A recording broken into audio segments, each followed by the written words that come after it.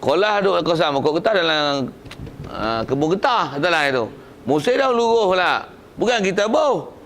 Memang naturally hujung putih kan. Semula jadinya. Allah semua orang salah lagi jadi daun tu masuk dalam sebahagian pada daun getah tu masuk dalam kolah tu epuk dia epuk macam-macam jadilah bau warna dan rasanya. Mutlak air tu.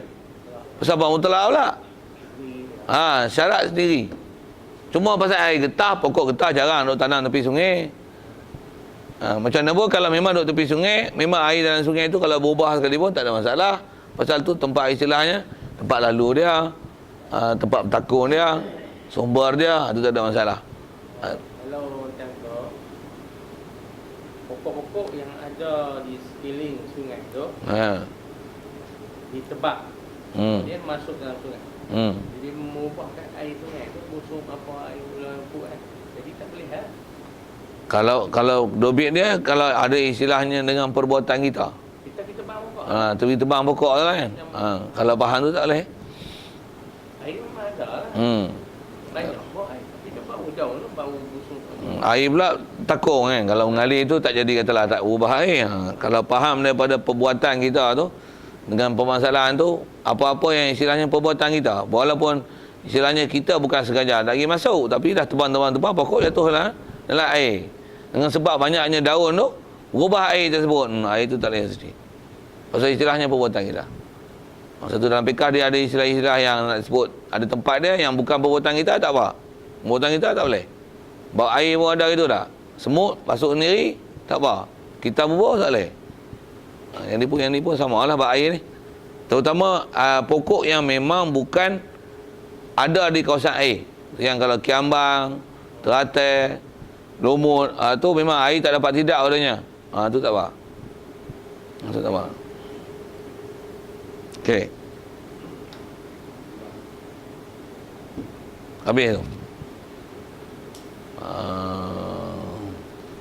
Cuma benda-benda ni kalau zaman dulu memang jadi sungguh lah. Zaman dah ni tak ada orang baca kitab ni pun kita macam ketinggalan zaman pula. Baca macam duk kapung tu. Tak kira lah duk kapung tak kapung. Belajar ni hukum. Ni kata tak belajar hukum. Siang belajar kitab fiqah ni dan belajar kulit ke kulit ni, dia ambil masa. Pasal ada benda yang kadang-kadang lah ni tak berlaku dah pun pergi baca agak. Tapi faham tu best. Main masalah macam mana pun. Ilmu ada. Dia boleh bagi hukum. Yang ni tak mengaji. Langkah. Pasal nak mengaji hak semasa lah. Main masalah ni cirit tak boleh nak jawab. Tak pernah ngaji langsung. Ni kata mengaji macam kita ngaji silat lah. Ngaji semua buah. Senjata, parang, pisau, parang. Tak biasa orang serang kita buah tu. Ngaji dah. Main orang main pisau belik. Pisau belik simple lah. Kita kayu, parang semua dah belajar. Main kerih. Sama lah pisau, parang. Pasal apa? Buah semua dah belajar. Ni belajar tangan kosong senjata tak belajar apa. Sikitlah dengan bahasa tu kan. Belajar kitab ni dia istimewa lah. Cuma kadang-kadang dia perik sikit pasal susah tu ya. Baik. Tak ada terus lagi. Dan keempatnya ialah air yang mutanajis. Baik. Jadi air mutanajis bukan air najis. Dia air yang dimasuki najis. Pasal kaedah kita dalam fiqh, najis dia tak boleh disucikan. Najis tak boleh disucikan. Air mutanajis boleh disucikan. Najis tak boleh disucikan, melainkan dua benda yang sebut dalam fiqh yang selalunya disebut. Apa dia? Kulit bangkai disamak. Itu memang asal najis betul lah najis. Dia disamak jadi suci. Walaupun digunakan alat itu untuk menyuci dia tu, nak samak dia tu gunakan najis, tapi dia mutanajis. Basuh dia dengan air suci, sucilah dia. Yang kedua ialah cuka, arak yang jadi cuka. Asalnya arak najis, tapi jadi cuka dengan sendiri dia. Maksudnya tak ada campur bahan apa-apa. Air tu, benda tu ialah najis yang jadi suci. Najis yang jadi suci. Ada pun najis, taik. Duk tik tu lah sampai kiamat. Bobi bahasa tik kan. Air kecing tu lah sampai kiamat. Air kumbahan, tu mutan najis. Tu boleh lagi dengan proses. Itu pun ada soalan tu. Dengan proses cara betul, syarat betul, cukup terma dan kondisi dia, term condition dia okey, boleh menyebabkan asam. Tapi proses cara tak betul tak. Tapi nak sebut air kecing tak boleh lagi suci. Buatlah proses ke mana buat. Air kecing ialah kecing. Maksudnya dia ialah diri najis. Air kumbahan tu kan. Air kecil juga. Betul, boleh kan? Bercampur. Bila dia bercampur tu yang boleh tu. Maksudnya dia bukan diri air kecing semata-mata. Memang air tik ada kecing dah. Apa tu? Macam air parit apa tu. Memang dia istilahnya ada benda najis dan benda yang air saja campur dengan dia. Jadi istilahnya masih boleh disucikan dengan proses, dengan cara. Okey. Jadi kalau memang najis tak boleh disucikan. Okey, so. Satu kalau istilah najis sikit. Dia selalu dulu duk masyhur kopi apa, kopi duk mahal tu, Tek Musang tu. Kopi Tek Musang kan? Apa nama kopi apa? Kopi lawak. Dah. Kopi lawak. Kopi lawak tu najis tak? Tak najis kan? Dia kena tengoklah kopi tu, nama apa kopi. Kopi ni perut boleh proses tak? Perut kita makan biji kopi, telan biji kopi sebiji tu. Tubik kopi ke tubik tea? Bahasa mudah itu kan. Tubik biji kopi. Macam telan biji rambutan, hancurlah biji rambutan tu. Duk keluar biji tu rambutan sebutir, tanam tumbuh lagi. Hak tu tak dipanggil najis. Hak tu dipanggil mutanajis. Jadi walaupun masuk dalam perut, diproses, tapi dia tak terkesan dengan proses. Tumbuh boleh tanam boleh tumbuh lagi. Maksudnya dia tak dicernakan oleh proses penghadaman. Itu bahasa sains dia lah. Tak dicernakan oleh proses penghadaman. Dari sisi hukum dia bukan najis, dia mutanajis. Basuh, suci dengan cara basuhan yang betul lah. Kopi tu boleh makan. Cuma nak jadi najis tak najis dia atas cara proses. Tapi atas kata biji kopi tu ni, biji kopi tik kelawar. Selalu orang sebut tu. Kelawar banyak, keluar banyak, duk makan kopi habis. Waktu makan. Hak di pokok tak ada. Dia berak tempat dia tidur tu. Kita pun tengok kopi tu pun kutik sekali. Kutik. Jemur kering, macam tu. Bergelai apa yang sepatutnya direlaikan tu. Waktu tu basuh molek tapis apa? Tu jemur balik. Suci. Waktu baru masak. Nak buat kopi apa lah. Tapi kalau kutik, jemur. Waktu tu buat kopi tu. Tu lazat sungguh waktu tu. Tu jadi bingung. Ya tu kot lebih kurang itu. Nak sebut asal najis, saya cerita masuk najis tu ya. Okey. Jadi najis memang tak boleh disucikan. Tu yang kalau makan nasi, tubik nasi ke? Jangan. Makan nasi keluarlah ke bawah, tapi rupa nasi ke? Nasi pun nasi basmati tu. Nasi panjang-panjang tu. Duk panjang tu. Boleh tak basuh? Buat nasi goreng kelai. Boleh? Tak boleh. Pasal dia masuk dalam perut ni, dia istilahnya dah diproses.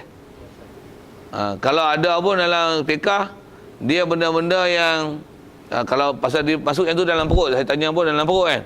Kalau tak melibatkan perut, sekalipun direbus, hak tu dia mutanajis, dia tak jadi najis. Tu yang buat macam ni, contoh kita kena najis sikit. Sebab najis pasal dia berkaitan dengan air tu kan. Kita masak nasi, tak perasan buat apa dalam tu. Tak nak apa dekat nak kering tu, gaul gembur ni masak cara lama lah, tak pakai rice cooker tu. Gaul. Tengok ada tek tikus ketul. Macam mana nasi? Buang tek tikus makan nasi boleh tak? Tak boleh. Pasal dah gaul. Tu macam mana nasi tu? Buang semua ke nak makan? Boleh makan lagi tak? Saya nak tanya, boleh makan lagi tak? Masaknya mana? Masak asalnya beras lah, tapi jadi nasi kan. Masak dengan air tek tikus mana? Air mutan najis Tapi boleh tak nasi tu dipakai lagi dengan proses tertentu untuk boleh makan lagi? Boleh tak? Macam mana? Okey, dah ada basuh. Buang tek tu, ambil raga tu, Untuk ambil air, perlai nasi tu. Basuh mana? Basuh Zuhir lah.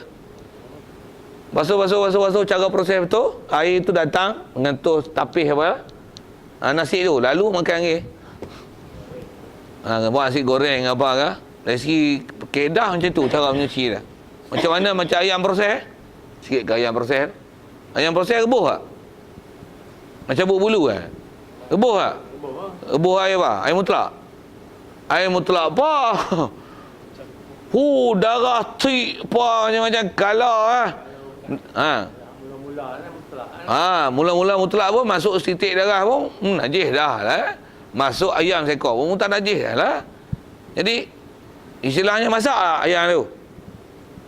Ada yang masak tu, ada yang tertinggal dalam tu pasal aku tak nampak apa. Tengah hari tu bawa keluar, buang-buang air tu ada seekor duk bawah. Masak lah. Istilahnya buat sup dengan air buat celor tak cabut bulu. Tanya ayam tu boleh makan? Duk makan weh. Itu senang. Pasal apa boleh makan tak? Pasal istilahnya dia ayam tu bukan najis. Dia mutan najis, direbuh dengan air najis. Dicelor dengan air najis. Tu rebuh celor tu adik-beradik dia kan. Rebuh celor dengan air najis. Tu keadaan nak menyuci dia macam mana? Basuh nak, batin. Kena rendam dulu kan? Tak, basuh Zuhir. Batin mana? Batin tak dibasuh. Basuh Zuhir, suci Zuhir. Masak nak basuh, nak goreng, nak gulai ikut nak sebut hukum kata benda yang bukan najis, yang mutan najis dia boleh disuci. Sebut itu. Contoh air pun, air mutan najis boleh disucikan. Tapi kalau kata dah mutan najis, masih cara dia tak kena ataupun masih dalam settle mutan najis duk mutan najis itulah. Sikit ke ayam tu, dah sebut ayam, macam ni ke? Ada orang tanya ni, telur masin je lah, telur masin. Yang buat kilang Cina apa-apa? Ciao. Wah tak tahu. Nama kilang buat telur masin. Telur masin, telur itik. Mula tu Cina basuh telur tak? Siap tu. Tanah dia memang tengok mana? Tanah tu buh pi lah tanah tu tak? Atas kata dia ambil tanah najis. Tu garam apa? Duk gaul tu. Tu tepek kat telur. Tu bubuh garam apa tu satu hal lah tu. Sekam apa tu. Boleh makan telur masin. Tu dengan tanah najis, telur tak basuh. Basuh kulit. Basuh air, rebus makan Telur kenduri boleh makan? Telur kenduri. Memang basuh lah dulu. Semua orang basuh lah. Semua orang basuh lah. Tak betul tak jawapan tu? Tak semua. Tapi rebus lah.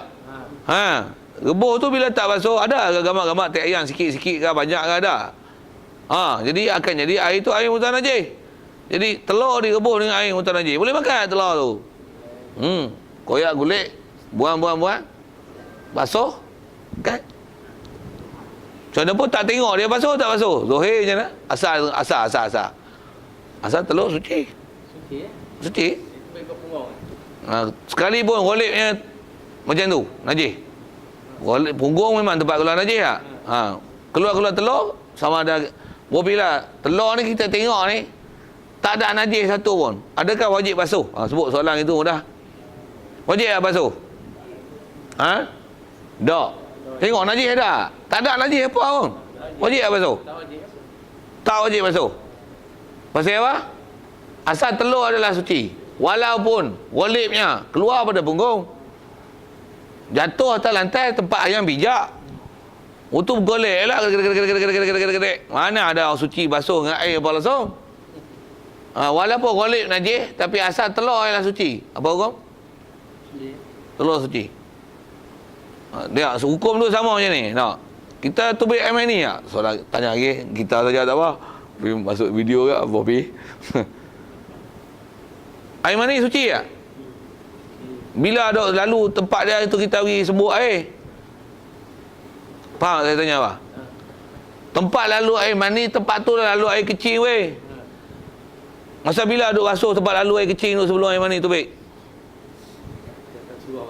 Memang tak suruh basuh, tak boleh basuh pun, tu suci tak air mani. Suci lah Nawar buat air mani suci. Tu golep, lalu tempat najis. Tu najis tak air mani? Tak. Tentu nak faham fik-fik tu. Tu tanya telur memang tubik kat punggung. Telur tu suci tak? Tak ada siapa ayam memang tak nak basuh punggung ni. Tu telur tubik kat punggung tu. Katalah tak jatuh lantai. Jatuh, pak pegang. Tak ada darah apa. Maksudnya taklah najis apa lah. Memang tubik kat punggung. Punggung ni golek najis lah. Tapi telur adalah suci. Ada tak najis apa-apa? Kat telur tu? Kalau tak ada, apa hukum telur? Suci. Wajib tak basuh? Walaupun sambut daripada punggung. Jangan punggung melemoy, kat telur dah najis. Tu tak boleh. Nak sebut dari si hukum golek dengan asal. Tu kata kita hari tu pun kita dah sentuh bab tu. Faham asal dengan golek tu dia faedah besar tu dalam bab fik. Jadi asal kita duk bercakap tu tak asal najis-najis sikit tu lah. Jadi asal nak sebut benda mutan najis dia boleh disucikan. Tapi najis tak boleh pergi suci. Satu salah kalau orang cuci najis ni, anak kecil, anak pun memang kecil lagi. Kecil kat lantai. Tu buat macam mana? Dia kata ambil air genjih lah. Mau genjih tu, genjih ke air kecing. Air kecing tu najis. Dia bukan boleh disucikan. Yang boleh disucikan apa? Bekas dah. Bekas dah tu. Tu yang kena lap bersih. Yang lu hilang rupa bau dan rasa. Sama ada rupa bau ada satu hal lah tu. Tapi kena buang dulu air najis tu. Lepas tu, kalau najis tu setiap-tiap dia mahu apa, genjih saja. Sampai rata air tu pun ada. Kalau air tu ialah najis tu ialah najis nama mutawasitah. Tu yang mesti air lalu, mesti air istilahnya air yang bila curah angkat lantai tu air boleh mengalir. Tu air mengalir mesti air tu. Dia tak memadai dengan spray. Dengan spray tu dia air yang datang tu mesti kuat, mesti jumlah dia banyak. Tak boleh air datang tu air abu macam spray gebu tu. Tu tak boleh memadai untuk menyucikan air najis mutawasitah. Asal nak sebut ialah nak suci najis tu walaupun mukhafafah, bukan najis tu ambil air genjih, bukan.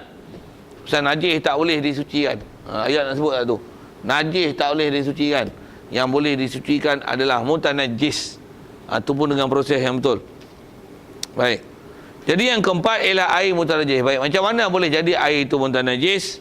Dan iaitu air yang jatuh najis padanya sama ada berubah ataupun tiada, padahal air ni kurang daripada 2 kolah. Ada najis masuk dalam air yang kurang 2 kolah. Jikalau adalah najis itu menajiskan air, dan najis pula jenis najis boleh menajiskan air. Masuk dalam air yang kurang 2 kolah. Berubah tak ubah lain hal. Kaedah Syafi'i kita, dia berubah tak ubah tak jadi syarat. Kalau air itu sikit masuk je najis pula istilahnya najis yang tak dimaafkan dalam bab air, maka air tersebut najis.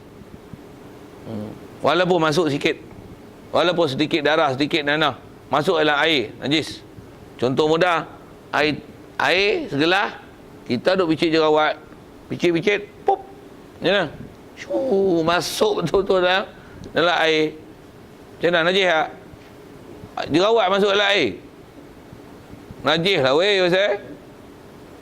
Darah tu bukan sedikit darah dimaaf lah. Sedikit darah dimaaf dalam bak semayang, tak dimaaf dalam bak air. Kita buat cerita macam mana, goreng kepek, buat kepek pisang, pegang sagat, champion lah. Zoom, jari habis darah masuk dalam belanga. Macam mana? Habis najis apa? Minyak tu najis. Pisang tu nak ambil basuh macam cakap tadi, basuh lagi. Tapi minyak tu najis. Minyak tu najis. Walaupun masuk setitik. Sebab apa? Darah dalam bak air, dalam bak minyak, dalam bak benda cair, dia tak dimaafkan. Jadi mana-mana najis masuk dalam air sikit, dia menajiskan air. Baik. Jadi najis ni ialah najis yang tak dimaafkan. Bersalahan jika najis yang tiada menajiskan dia. Yang ni dah sebut yang kecuali. Maksudnya najis ni ada juga bab najis yang dia tiada menajiskan dia, tiada menajiskan air. Yang ni masuk bahasa lain kata tiada menajis ni yang diistisnakan dia. Kita biasa ngaji Arab tak pelik lah bahasa ni kan. Maksudnya yang dikecualikan dia najis. Tapi najis ni termasuk dalam najis dimaaf, dan dia maaf dalam bak air. Dalam bak air maaf. Dia tak menajiskan air. Kalau darah tadi, dia ada juga istilah sedikit darah. Nah, dia dalam bak maaf, tapi dalam bak air tak maaf. Darah dimaaf dalam bak semayang saja. Darah, nanah, air bisa, dia dimaafkan dalam bak semayang, tapi tak maaf dalam bak air. Yang ni dia sebut ni antaranya bangkai yang dia maaf dalam bak air, tapi tak maaf dalam bak semayang. Saja nak sebut tu awal-awal. Darah pacat. Dia semayang tengok darah. Macam dia maaf. Bodoh mana dia maaf. Kalau dia kaedah darah yang memang daripada badan kita, memang istilah dobit dia darah tu sikit lah. Dan darah tu istilahnya tak melomori. Lomor tu maksudnya kena ke kulit ataupun pakaian. Jadi istilah berlomor maksudnya kalau tak berlomor je ni, katalah kita semayang tak pakai baju. Oh tu katalah ada pacat ke apa? Pacat buah pim datang apa ketik, darah tu pancut. Tak kena badan, tak kena pakaian. Tu pancut tu. Jadi tak jadi itu punya pasal lah. Tapi nak kata dia tak melomor. Tak melomor pakaian dan badan. Assalamualaikum warahmatullahi. Assalamualaikum warahmatullahi. Sah semayang. Kalau darah pacat dia mengalir. Kalau cek dah sing ring mata habis ah melomor ah. Tu melomor ah. Melainkan kalau ada pun yang walaupun dia melomor tapi yang payah nak jaga. Dan syarat jangan picit sendiri. Katalah jawab banyak ada dahi ni. Sujud, terlupa dia jawab banyak. Duk masalah tu, pecah. Kita bukan saja melomor sekali pun, tapi bukan sengaja dibuat. Budak tu payah nak jaga, ya kan? Itu maaf. Atakat tu maaf. Kalau macam tu maaf. Kena pakaian. Kalau kena pakaian itu. Sekali pun kena pakaian. Kalau hamba contoh macam bisoi lah ni. Okey, Bisoi itu kita bercerita tengah semayang kita pecah. Tu dia maaf. Tu dia maaf. Tapi kalau kata bisoi awal-awal kita dah pecah, kita buat tu tepek yang ketas. Itu melomor habis dengan pakaian dengan baju. Tu tak boleh, tu cuai bersuci. Cuai balut. Yang kita wajib pelihara semayang daripada najis melomor. Tapi kita cuai. Hal tu besok darah pacat tu. Sebab darah pacat tu pacat dah. Tu buang dah. Darah tu duk keluar. Ambil surat khabar tepek pada bodoh tu. Tengah semayang surat khabar pun lugu. Habis kaki pun berdarah, kaki pun berdarah. Tu yang lain. Itu istilahnya cuai.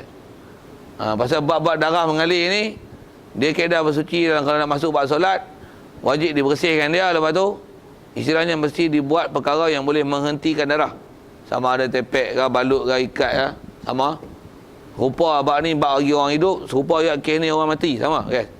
Orang mati aksiden, keluar darah, wajib mandikan dia, baru boleh semayang. Sah bersuci baru boleh sah mandi, baru boleh sah mandi dia, baru sah untuk disolat. Kalau tak sah solat. Itu macam mana nak buat darah dia yang tak berhenti? Macam mana buat kat orang hidup? Kalau kata kepala dia duduk berdarah, cuci macam mana? Dah selesai buat kepala tu, bersih molek-molek, palang tepek ke, buah kapas ke. Lepas tu yang kena ikat. Tu yang bawah cuci. Tapi kaedah dia macam mana orang hidup, kita buat lagi berhenti darah.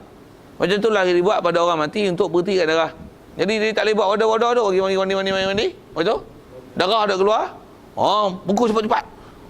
Buku apa? Nanti dulu sebelum buku, sebelum kapan tu. Orang nak buat macam ni, kena tengok lah. Bila tu mandi tu semayang tu dia juruk air juga. Tengah duduk semayang tu? Tak boleh. Tak boleh kan? Tak betul cara.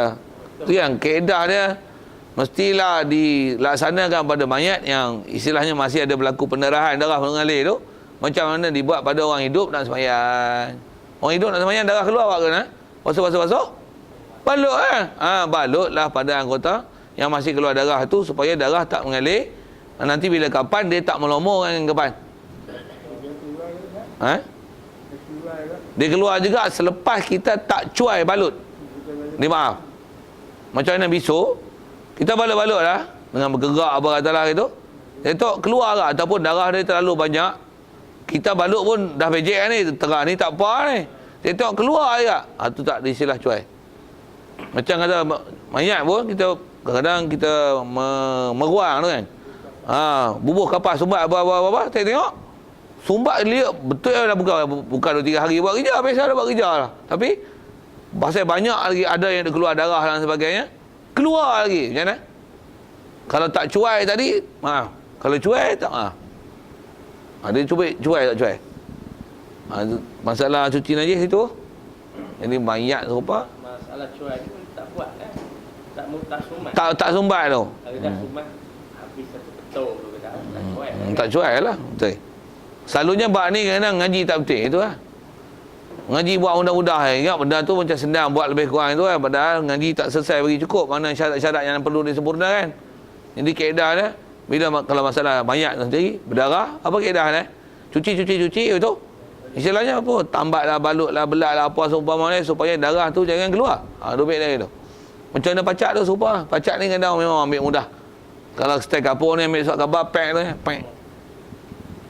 Pack. Tubik lah lagi. Tubik lagi. Tak boleh lah. Yang nak buat bodoh itu. Orang balut tebal macam balut belah sakit tu kan. Istilah dia macam mana nak bagi darah tu nanti kalau dia keluar dia tak melomor kan. Badan atau pakaian. Tu wajib buat. Kalau dekat melomor dengan balut. Kat dia tu saja. Balut tak apalah. Itulah jangan istilahnya jangan cuai. Sepatutnya tak melomor tengah tu, tapi pasal mumbuh tepek kertas selai. Tapi nak sembahyang kadar tu biasanya sagi habis meleleh habis kelai. Tu cuai. Bola benda besar sikit. Kain ke apa ke? Apa plaster ke apa ke seumpama tu. Selalunya kalau tengok cara orang kampung kita lah kadang-kadang dia cuai hak tu. Dia cuai, saya bahasa cuai. Kan kata apa podok pun ada hak cuai tu. Ngaji mudah-mudah nak buat lebih kurang kata ni. Tengok orang semua pakat buat gitu, tepek lagi dengan surat khabar, tu sembahyang. Tu tak faham. Maaf cek kucing tu. Berlomor habis. Sampai habis dengan sejadah dengan masjid mau berlomor habis najis. Berdosa 3-4 kali tu. Sangkut pula kalau tu najis tu bukan wajib atas tok siap, wajib atas dia cuci. Pasal dia yang berlumur najis. Okey, masuk ke bab najis sikit tu. Jadi atas nama muntah najis ni mestilah najis yang tak dimaafkan dalam bab air. Baik, yang ni dia sebut iaitu antara yang dimaaf ni. Itulah antaranya bangkai yang tiada mengalir darah ketika dibunuhkan dia. Istilah bangkai ni binatang-binatang yang mati tanpa sembelihan syarak. Itulah bangkai.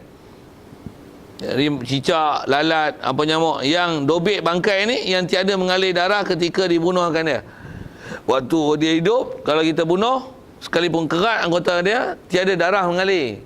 Cicak ada darah, tapi darah dia tak mengalir. Memang kerat, memang ada merah darah, tapi darah dia tak mengalir. Jadi cicak termasuk dalam kategori itu. Ataupun dibelahkan dia pada ketika hidupnya, seperti kata dia lalat, gabur, kala jengking, lipas, cicak dan seumpama dia lah. Jikalau itu nisbah binatang dia yang bangkai dimaafkan ni. Syarat lagi, jikalau tiada dicampakkan badannya, bukan sengaja campak satu, dan tiada mengubahkan air, dan ubah air tak ubah.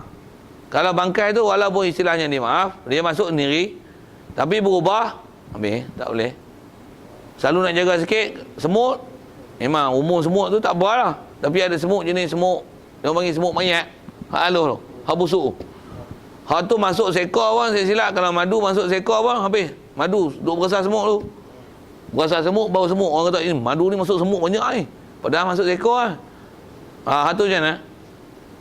Tak boleh. Uzur lah nak pakai. Pasal istilahnya dia mengubah kan benda cair yang dia masuk dalamnya. Walaupun dia masuk tu bukan kita lagi masuk, tapi bila masuk ada berubah. Berubah tu sama ada ubah bau, ubah rasa, ubah warna. Ada semut yang jenis dia masuk, dia bukan bau tapi jenis rasa. Duk rasa macam perik kan. Nak sebut macam mana pasal dia macam rasa pedas lah. Masuk madu. Pasal apa madu ni? Tadi semut masuk, tapis tu dia rasa ni. Tak boleh makan sekarang ni. Dia ada berasa tu. Masuk pula kapasiti banyak. Istilahnya berubah. Tak boleh. Jadi antara sebab ubah ni pasal bertakung lama. Antara berubah ni pasal dia banyak. Antara berubah ni pasal mungkin dia hancur. Antara berubah ni mungkin pasal jenis dia. Jenis dia jenis memang bau, jenis busuk. Kumar apa? Kumar hak busuk, kesing.